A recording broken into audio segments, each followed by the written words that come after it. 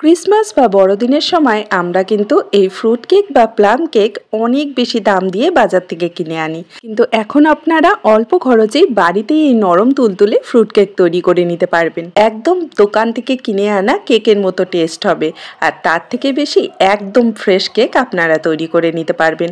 এতটা নরম তুলতুলে এই কেকটা তৈরি হবে যে ছোট থেকে বড় বাড়ির সকলেরই কিন্তু খুব পছন্দ হবে। একদম সহজভাবে আজকের এই রেসিপিটা আপনাদের সাথে শেয়ার করেছি, যাতে প্রথমবারই 100% পারফেক্ট কেক আপনারা তৈরি করে নিতে পারবেন কোনো রকম ঝামেলা ছাড়া। তো হ্যালো এভরিওয়ান, কেমন আছেন আপনারা সবাই? আশা করি আপনারা সবাই ভালো আছেন and welcome to my channel. তো আজকের এই রেসিপিটা যদি আপনাদের ভালো লেগে থাকে অবশ্যই লাইক আর শেয়ার করবেন, আর আমার চ্যানেলে নতুন এসে থাকলে চ্যানেলটাকে সাবস্ক্রাইব করে নেবেন। চলুন তাহলে শুরু করি আজকের এই মজাদার কেকের রেসিপি। তো ফ্রুট কেক বা প্লাম কেক বানানোর জন্য এখানে একটা বাটিতে আমি মেজারিং কাপে মেপে নিয়ে নিচ্ছি হাফ কাপ অরেঞ্জ জুস। আপনারা চাইলে দোকান থেকে কিনে আনা প্যাকেটের যে অরেঞ্জ জুস পাওয়া যায় সেটাও ব্যবহার করতে পারেন, বা চাইলে ফ্রেশ অরেঞ্জ দুটো নিয়ে সেটা থেকে জুস বার করে নিতে পারেন। তো আমি এখানে ফ্রেশ অরেঞ্জ ব্যবহার করেছি দুটো, আর সেটা থেকে জুসটা বের করে নিয়েছি। তো মেজারিং কাপে মেপে আমি হাফ কাপ নিয়েছি। এখন এর মধ্যে আমরা কিছু ড্রাই ফ্রুট অ্যাড করে দেব। তো এখানে আমি কাজু অ্যাড করে দিলাম, কুচি করে কেটে নিয়েছি। তার সাথে আমন্ডও দিয়ে দিচ্ছি, আর দিয়ে দিচ্ছি এর সাথে কিছু কালো কিশমিশ, আর দিয়ে দেব এমনি প্লেন কিশমিশ যেটা হয় সেটা। সাথে কিছু টুটি ফুটিও আমি অ্যাড করে দেব। আর এই ফ্রুট কেক বা প্লাম কেকে কিন্তু প্রচুর পরিমাণে ড্রাই ফ্রুট অ্যাড করা হয়। তো আপনারা নিজেদের পছন্দ মতো যে কোনো ড্রাই ফ্রুট কিন্তু এতে অ্যাড করে দিতে পারেন। চাইলে আপনারা কাজু কিশমিশের পরিমাণটা আরেকটু বাড়িয়েও দিতে পারেন। তো এখানে আমি 2 টেবিল চামচ থেকে 3 টেবিল চামচের মতো সব ড্রাই ফ্রুট অ্যাড করেছি। তো এখন এটাকে ভালো করে এই অরেঞ্জ জুসের সাথে মিক্স করে নেব, আর তারপর এটাকে আমরা এভাবেই রেখে দেব 2 থেকে 3 ঘন্টার জন্য, যাতে ড্রাই ফ্রুটের মধ্যে খুব ভালো করে অরেঞ্জ জুসের যে ফ্লেভারটা সেটা এসে যায়। এখন আপনারা আরেকটা কাজ করতে পারেন, যদি হাতে কম সময় থাকে তাহলে এটাকে একবার 5 মিনিটের জন্য গ্যাসে বসিয়ে লো ফ্লেমে এটাকে ফুটিয়ে নিতে পারেন। এতে করেও কিন্তু ড্রাই ফ্রুটগুলো সফট হয়ে যাবে, তার সাথে অরেঞ্জ জুসটাও সোক করে নেবে। যদি হাতে কম সময় থাকে তাহলে এই স্টেপটা করে নিতে পারেন। আমি এখানে এটাকে 2 ঘন্টার জন্য এভাবেই ছেড়ে দেব। অন্যদিকে আমরা একটা ক্যারামেল তৈরি করে নেব। তার জন্য ওই একই কাপে মেপে আমি নিয়ে নিচ্ছি একটা বাটিতে হাফ কাপ চিনি। তো গ্যাসের ফ্লেমটা একদম লোতে করে দিয়ে এই চিনিটাকে আমরা অপেক্ষা করব মেল্ট হয়ে যাওয়া পর্যন্ত। তো ভালো করে এভাবে ছড়িয়ে দিলাম। কোনো রকম জল অ্যাড করার দরকার নেই, চাইলে আপনারা 1 থেকে 2 চামচ জল অ্যাড করে দিতে পারেন। আমি এখানে কোনো জল অ্যাড করছি না, এভাবেই এটাকে ছেড়ে দেব। তো যখন দেখবেন যে ঠিক এভাবে চারপাশ দিয়ে আর কি ক্যারামেল হওয়া স্টার্ট হয়েছে, তখনই এটাকে নাড়াচাড়া করা স্টার্ট করতে হবে। তার আগে কিন্তু একদমই নাড়াচাড়া করা যাবে না। তো এই যে দেখুন, এখানে আমি একটা চামচ দিয়ে ভালো করে নাড়াচাড়া করে নিচ্ছি, আর হালকাভাবে কিন্তু ক্যারামেলের কালারটা চলেও এসেছে। তো এই সময় কিন্তু নাড়াচাড়া একদমই বন্ধ করা যাবে না, কন্টিনিউ এভাবে নাড়তে থাকতে হবে। আর মাঝে মাঝে কিন্তু ক্যারামেলটাকে চেক করে নিতে হবে। যখন দেখবেন যে ক্যারামেলটার মধ্যে হালকা লাল কালার চলে এসেছে, তখন বুঝবেন যে ক্যারামেলটা একদম তৈরি হয়ে গেছে। তো এভাবে একটু পরপর বারবার একটু চেক করে নেবেন। তো এখানে দেখুন আমার কিন্তু ক্যারামেলটা একদম তৈরি হয়ে গেছে, হালকা লাল কালারও চলে এসেছে। তো এখন আমরা এর মধ্যে জল অ্যাড করে দেব। তো এখানে 1/4 কাপের মতো আমি জল নিয়েছি। তো অল্প অল্প করে কিন্তু জলটা অ্যাড করতে হবে, একবারে দিতে যাবেন না, তাহলে কিন্তু গায়ে ছিটে আসবে। তো অল্প অল্প করে দিয়ে এটাকে আমরা ভালো করে মিক্স করে নেব। জলটা দেওয়ার পর দেখবেন যে ক্যারামেলটা দলা পেকে যেতে পারে, তো চিন্তা নেই, গ্যাসের ফ্লেমটা লোতে রেখে এভাবে নাড়াচাড়া করে মিক্স করে নেবেন। তাহলেই দেখবেন যে সব কিছু একসাথে মিশে গেছে। তো এই যে দেখুন, এখানে কিন্তু ক্যারামেলটাকে আমি 1 মিনিটের মতো জাস্ট একটু ফুটিয়ে নিয়েছি লো ফ্লেমেই। তো এখানে ক্যারামেলটা একদম রেডি। এখন গ্যাসের ফ্লেমটা অফ করে দিয়ে এটাকে সাইডে রেখে দেব পুরোপুরি ঠান্ডা হওয়ার জন্য। অন্যদিকে একটা মিক্সিং বোলে আমি ওই একই কাপে মেপে নিয়ে নিচ্ছি 1/4 কাপ তরল দুধ। আমি কিন্তু সব উপকরণ একটা কাপে মেপে নিচ্ছি, আপনারা যে কোনো একটা কাপ বা বাটিতে মেপে কিন্তু উপকরণগুলো নিয়ে নিতে পারবেন। এখন ওই দুধের মধ্যে দিয়ে দিলাম 1/4 কাপ সাদা তেল। দুধ আর সাদা তেলের পরিমাণটা কিন্তু সেম থাকবে, 1/4 কাপ, 4 ভাগের 1 ভাগ।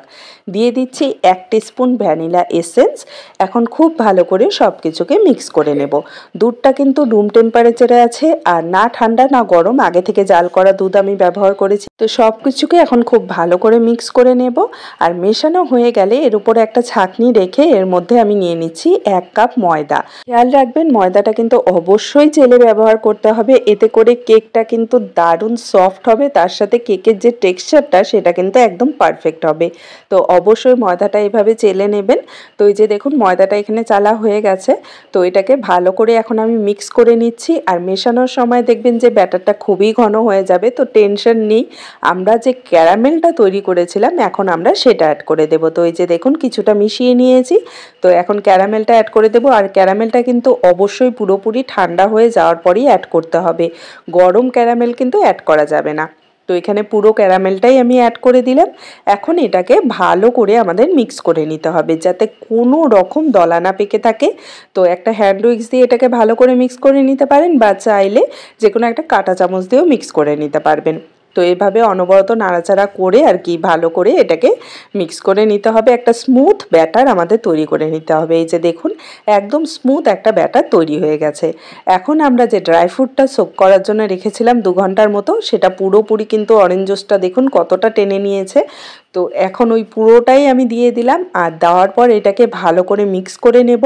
আর সব কিছু অ্যাড করার পর দেখবেন যে কেকের ব্যাটারের যে ঘনত্বটা সেটা একদম পারফেক্ট হয়ে যাবে আর কি। এর মধ্যে কোনো কিছু দুধ বা আর কোনো কিছু অ্যাড করার দরকার পড়বে না। কিন্তু যদি মনে হয় যে ব্যাটারটা খুব ঘন হয়ে গেছে তাহলে এর মধ্যে আপনারা চাইলে সামান্য দুধ অ্যাড করে দিতে পারেন, ঠিক আছে। তো এখানে ব্যাটারটা একদম পারফেক্ট আছে, ঘনত্বটা ঠিক আছে, তো আমি কিছু অ্যাড করছি না। এখন দিয়ে দিচ্ছি এর মধ্যে 1 টিস্পুন বেকিং পাউডার, চা চামচ দিয়েও মেপে নিতে পারেন। দিয়ে দিচ্ছি 1/2 টিস্পুন বেকিং সোডা, সামান্য একটু লবণও দিয়ে দিচ্ছি এর মধ্যে। আর এর সাথে আমি দিয়ে দেবো 1 চামচের মতো জল, যাতে বেকিং পাউডারটা অ্যাক্টিভেট হয়ে যায়। তারপর এটাকে একদম হালকা হাতে কিন্তু আমাদের মিক্স করে নিতে হবে, খুব জোরে জোরে কিন্তু এই সময় মেশানো যাবে না, একদম হালকা হাতে আস্তে আস্তে ভালো করে এটাকে মিশিয়ে নিতে হবে। আর একটা জিনিস খেয়াল রাখবেন, ওভার মিক্সও কিন্তু করা যাবে না, এতে করে কিন্তু কেকটা নাও ফুলতে পারে, ঠিক আছে। তো এই যে দেখুন এখানে আমাদের কেকের ব্যাটারটা কিন্তু একদম তৈরি হয়ে গেছে। এখন যে বাটিতে আমরা কেকটাকে বেক করব সেটা আমি ভালো করে তেল ব্রাশ করে নিয়েছি, তার সাথে বেকিং পেপারও লাগিয়ে দিয়েছি।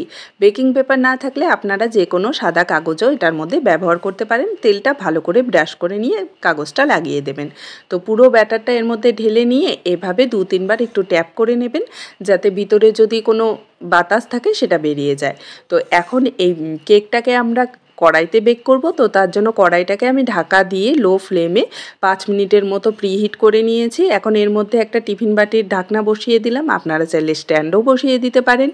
এখন এই কেকের ব্যাটারটা রেখে এটাকে ঢাকা দিয়ে আমরা লো ফ্লেমে প্রথমে 20 মিনিট কুক করব, ঠিক আছে। ঢাকা দিয়ে লো ফ্লেমে 20 মিনিট কুক করব।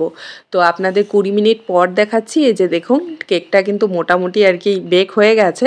তো এই সময় এর উপরে আমরা একটু ডেকোরেট করে দেবো ড্রাই ফ্রুট দিয়ে। তো এই স্টেপটা যদি আগে করতাম তাহলে কিন্তু সব ড্রাই ফ্রুট ভেতরে চলে যেত। তো 20 মিনিট পর ঢাকনা তুলে এভাবে সাজিয়ে নিতে পারেন আপনারা চাইলে। আর তারপর এটাকে আবারও ঢাকা দিয়ে আমরা কুক করব 30 মিনিট। গ্যাসের ফ্লেমটা কিন্তু লোতেই থাকবে। 30 মিনিট পর আমি আপনাদের দেখাচ্ছি। তো এই যে দেখুন 30 মিনিট পর আমি ঢাকনাটা তুলে নিলাম, আর কেকটা কিন্তু এখানে পারফেক্টভাবে কুক হয়ে গেছে। আমি একটা টুথপিক দিয়ে আপনাদের চেক করে দেখাচ্ছি। দেখুন টুথপিকটা একদম ক্লিন বেরিয়েছে, তার মানে কেকটা কিন্তু পুরোপুরি রেডি। এখন এই কেকটাকে ঠান্ডা করে নেব, তারপর কিন্তু আমরা ডিমোল্ড করব, ঠিক আছে। তো এই যে দেখুন এখানে কেকটা আমি পুরোপুরি ঠান্ডা করে নিয়েছি, একদম ঠান্ডা হয়ে গেছে। তারপর কিন্তু কেকটা আমি বের করে নিচ্ছি, গরম অবস্থায় কিন্তু এটাকে বার করতে যাবেন না।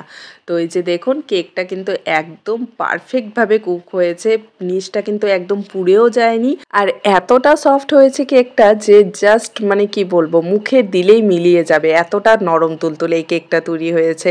অল্প টাকা খরচ করে খুব সহজেই কিন্তু আপনারা এরকম ফ্রেশ একটা ফ্রুট কেক বা প্লাম কেক খুব সহজে তৈরি করে নিতে পারবেন, যেটা টেস্ট কিন্তু দোকান থেকে কিনে আনা কেকের থেকে অনেক অনেক বেশি স্বাদের হবে।